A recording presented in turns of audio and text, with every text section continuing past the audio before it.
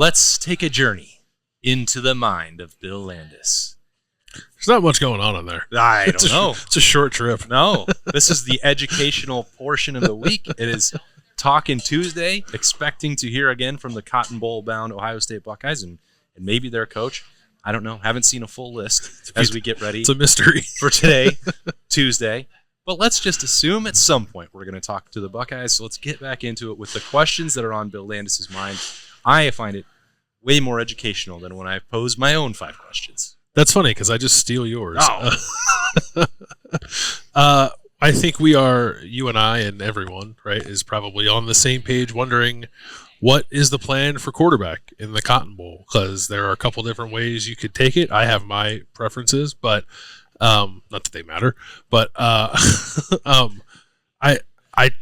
we tried to ask, not me and a few other people tried to ask Ryan Day, like, hey, what are you going to do at quarterback in the Cotton Bowl? The last time we talked to him, that was a mere 10 hours or so before Kyle McCord put his name into the transfer portal. Obviously, the situation is different now, but I guess on some level, what they decide to do with the quarterbacks in this game could telegraph, I guess, what they think of the room moving forward, right? And whether or not they do think they need to aggressively pursue an addition to that room. Like, if Ryan Day were to just like, Lincoln's going to start the Cotton Bowl, we're going to give him the reins of the offense and see what he can do with it. That to me would feel on some level like an endorsement of Lincoln for 2024 potentially.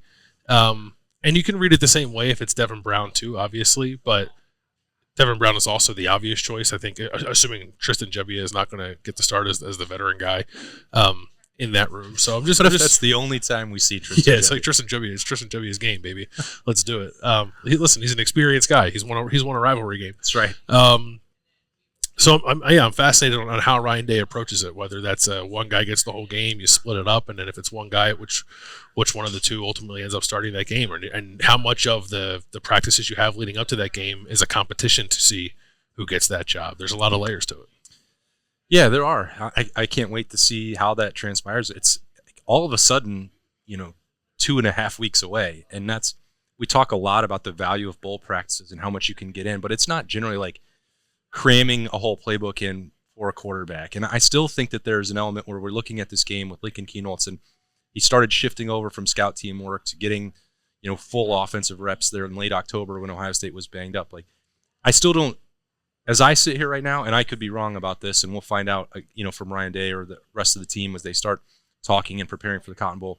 It still seems like a lot to me to say that Lincoln could start, or even that he could do a 50-50 split. Like, I don't know. It'll be interesting. I hope we get to talk to Lincoln Kienholz in this build-up, and I don't know if we will, because there won't be a full team media day in Dallas, how much he's got in, how confident he would be in the entire playbook. And he is a very self-confident person. He'd probably say, I know it all, and I'm ready to do it.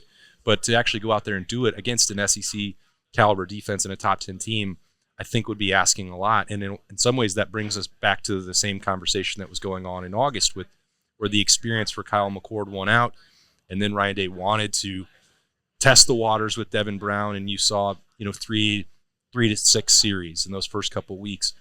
That to me seems like that's more likely to happen in the Cotton Bowl. They would like Lincoln Kienholz to play, but asking him to do it from start to finish would probably be too much.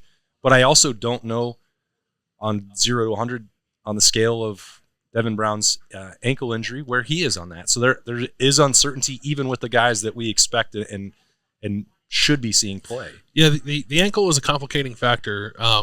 It did seem like he was moving better in the warm-ups to the Michigan game, right? I was actually surprised that they didn't use Devin Brown in that game. I thought they would have. I guess they didn't have a whole lot of goal-to-go situations in that game. So I guess that's why it played out that way. But I felt like he looked like he was moving better, and now obviously he'll have another month to get ready for the Cotton Bowl. So I would assume that he's pretty close to 100%. And if he is, like, maybe just cut and dry, like Devin was the number 2 quarterback all year. So, like, number 1's gone, so number 2's starting. And I think that's perfectly okay. I want to see Devin Brown play. I know I said this on the Monday Daily, like, we have seen a little bit of a body of work. I don't know that we've seen nearly enough to make any kind of sweeping judgments about the kind of quarterback that Devin Brown ultimately can become. And nor do I think a one-game sample size of a Cotton Bowl would be totally indicative of that either. But I would like to see what it looks like if Devin Brown can run the offense and whether or not there's something different about him when he knows he's not kind of playing for the job, or I guess on some level he would be, but it's a different dynamic than it was when he was entering the games earlier in the season as like a complement to whatever Kyle McCord was doing. I think there's the potential for that to look perhaps drastically different and better than what we saw from Devin Brown as a passer. I'm talking about in a little bit of a sample size that we did see from him. So I think that's how it'll go. If it's Lincoln Kienholz, that would be a pretty big shock to me, just because it's like a pretty emphatic statement, I think, from Ryan Day. Unless Devin Brown just like can't play, but I don't think he'll be in that position. So assuming Devin Brown is healthy, if Lincoln Kienholz starts the bowl game, that would be like a whoa kind of moment. That would be burning a boat. Yeah, it would be.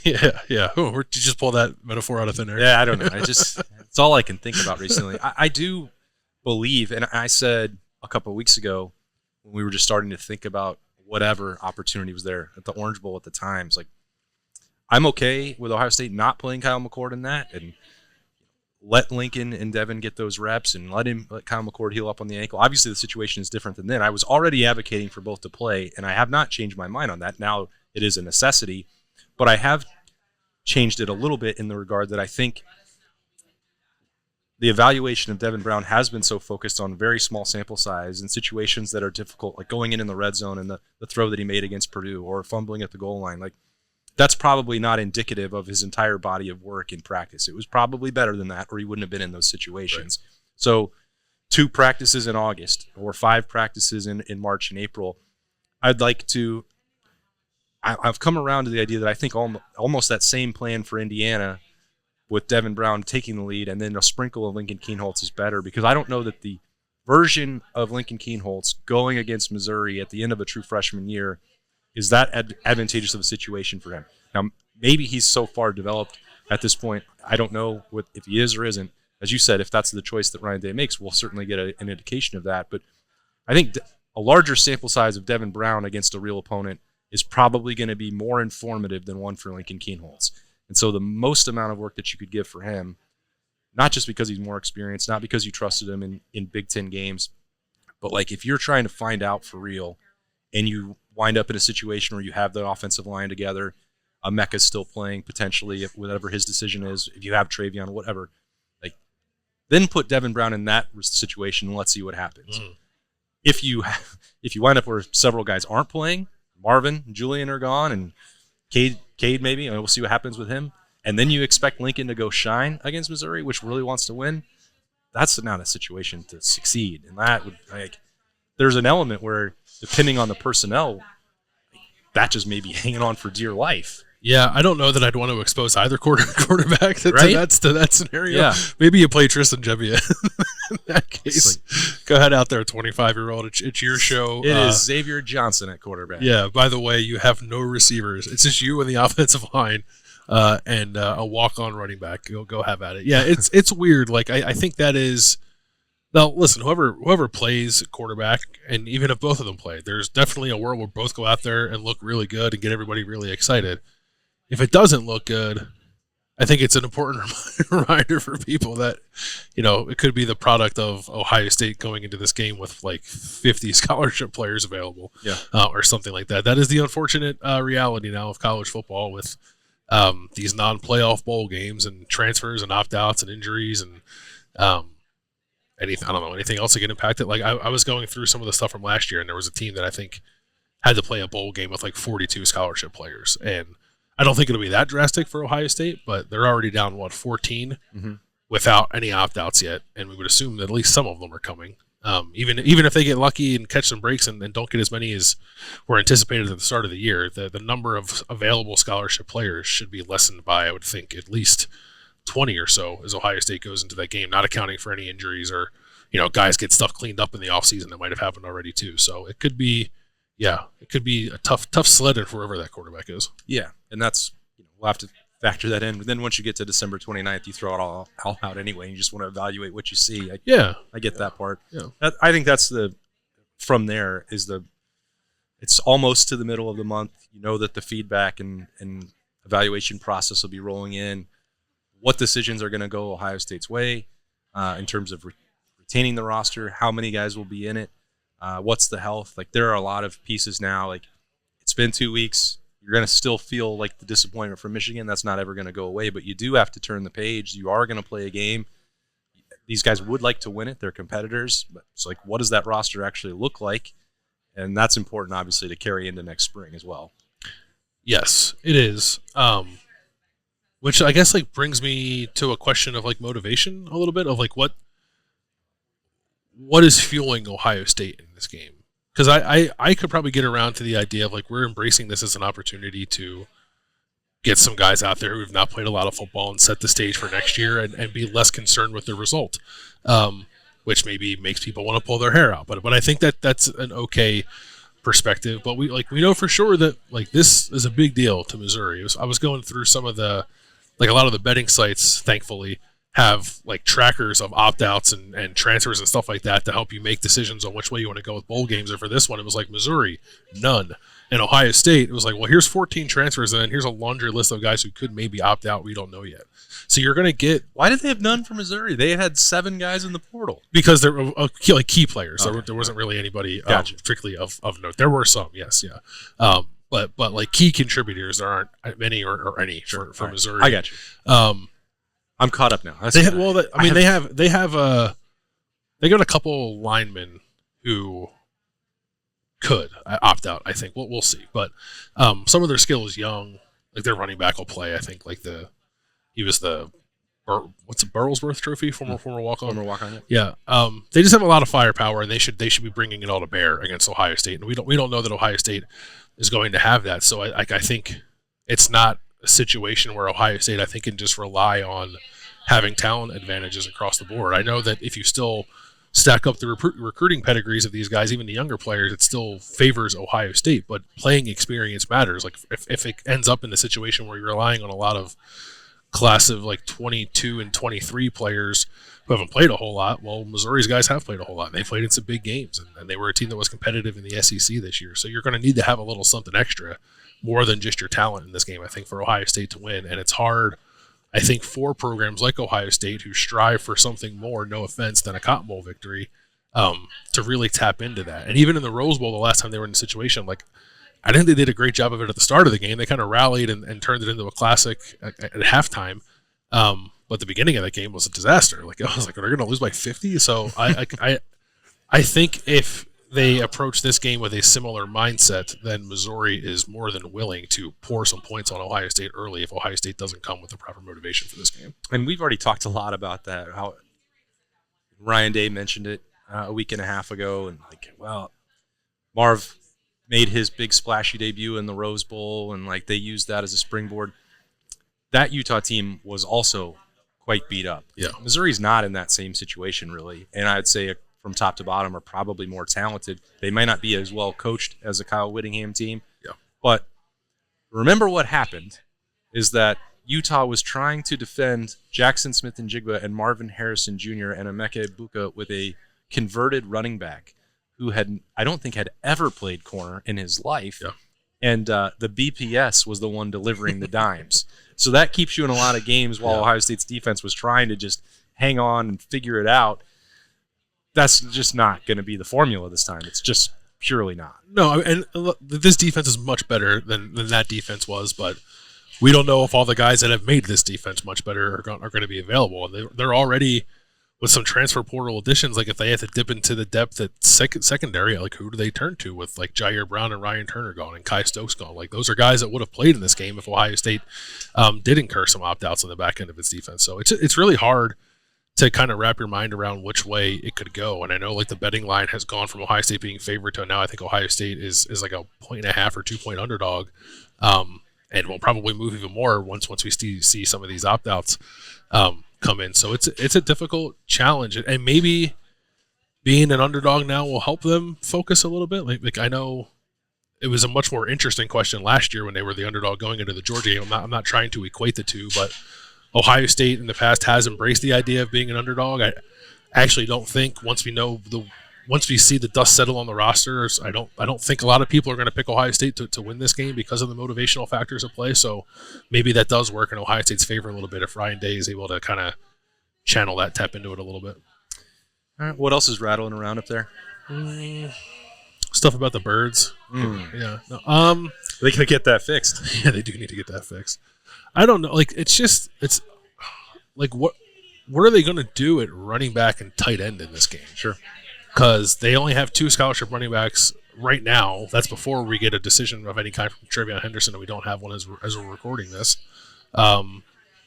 They've lost Joe Royer at tight end. We don't know what Kate Stover is going to do. Like, Bennett Christian, we know can't play. Then Sam Hartman has never played. So there's not a lot of viable options there if Kate Stover decides he's not going to play in the bowl game, which would certainly be within his right to do so. So I wonder maybe how much Ryan Day, Brian Hartline, Justin Fry, Tony Alford, Keenan Bailey need to rethink a little bit how they want to operate offensively. And I'm not even saying just generally moving forward. I'm saying specifically for this game, given what the personnel situation could be. Are they going to play 5 wide all the time or what? I'm serious. I know people have been clamoring for that, so maybe they're excited about it. But people, a lot of, well, me, and others. I hear you out there.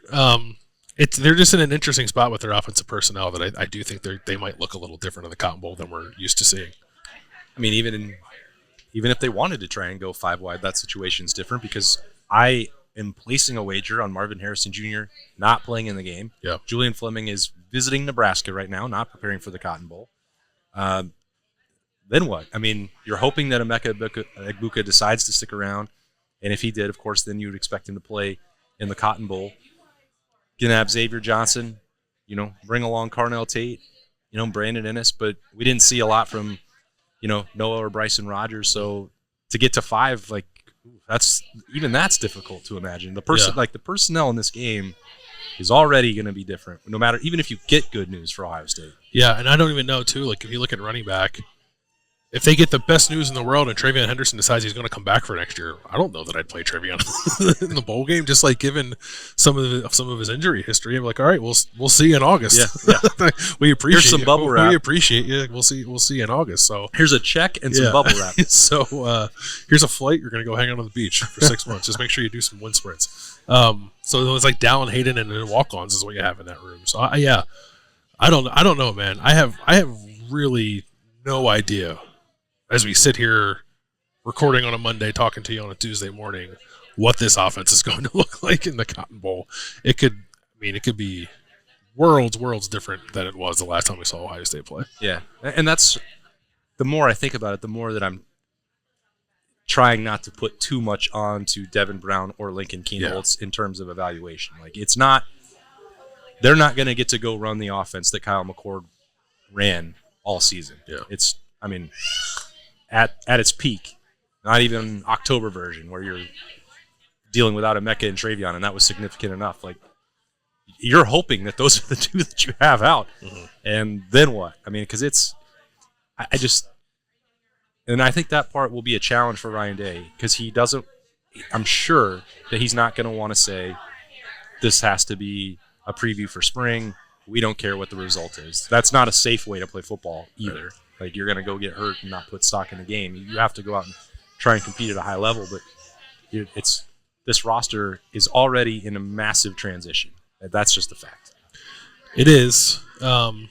We think they're going to get some good news, right? I would think it's not all going to be bad news when it comes to the roster moves at Ohio State. No, I think way more good news than bad. bad. I think you're right. When it's all said and done, there'll be more good news than bad news. But even good news for 2024 is not necessarily good news for this particular game.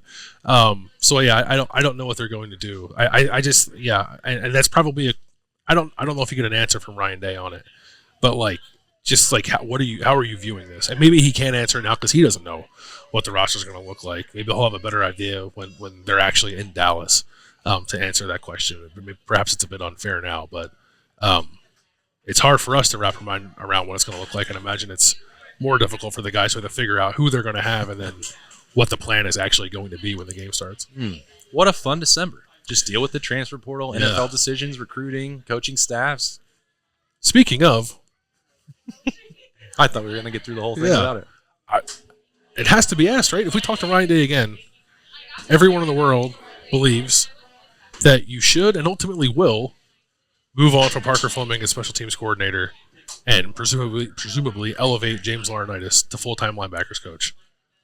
why can't that happen now? Why hasn't it happened already? I don't. If it were a different position coach who was like sort of a lame duck, I might get it. Because then you're like elevating a GA and like you want to make sure that group was playing well. Like he's a special teams coordinator who is not beholden to any one position group. You could have gotten rid of him. Well, you could have gotten rid of him last year, I guess, but you certainly could have gotten rid of him after the Michigan game. I don't know why this is dragging on, and I would love to hear a valid excuse for why this is dragged on because I don't know that one exists. I would say that the same is potentially true at, let's just say, quarterback's coach. If that contract is expiring and you already know that there is some value, which is why Ohio State has kept Todd Fitch around for several years, to get through this month, yeah, you don't think that that's possible? I mean, I'm struggling to wrap my mind around it. And Ryan Day wanting to not disrupt things during a really busy stretch and like have to put managing the staff on top of the transfer portal and on top of finishing up the recruiting class. Like, I certainly understand it. But I also am coming at it from the perspective of that's what the $10 million is for, and making the hard decisions and putting a plan in effect. I would have thought that would have potentially helped to provide some clarity for people who might go in the transfer portal as options or to finish up a recruiting class, or let them get to know, what the plan is moving forward. I mean, quite clearly, Ryan Day doesn't agree with my take, and that's fine. It seems like a no-brainer to me, but like you said, be nice to hear an explanation why, because 9 days ago I asked about the value of like getting these people on the staff, and he's like, "Oh yeah, we would consider that." Okay, well, still considering it, I guess. Well, time is almost out on that. That is true. It's not. I get in this like increasingly crazy world of college football roster building, you want to try to massage things as best you can to make sure your class or your roster or whatever doesn't blow up. None of that would happen if you got rid of Parker Fleming. Like, you have a long snapper in your recruiting class. I would hope you can make that work out. Otherwise, it's not like you're removing a defensive backs coach from a room full of 15 guys that are like deeply connected to that person and would feel some type of way about you doing that. And I don't mean that to come off as like Parker Fleming's a bad guy whom nobody likes. That's not what I'm saying. He's a great guy, and I think a lot of people do like him. Right, but I just don't. That move in particular, I just don't think is a disruptive one. And in the meantime, it just makes Ryan Day look indecisive. So why are we still sitting here with him as the special teams coordinator? I don't know, man. And I don't know if we'll get an answer on a Talkin' Tuesday or a whatever Wednesday. But we're going to try. We'll be around the Woody whenever we get a chance to go get those answers. And then we're going to talk about it again on the Podcast Daily and Snap Judgments, whichever one comes first. Thanks for joining us on this Tuesday morning. We'll have more coming your way to get ready for the Cotton Bowl, Ohio State and Missouri. That's Bill Landis. I'm Austin Ward. We'll talk to you later.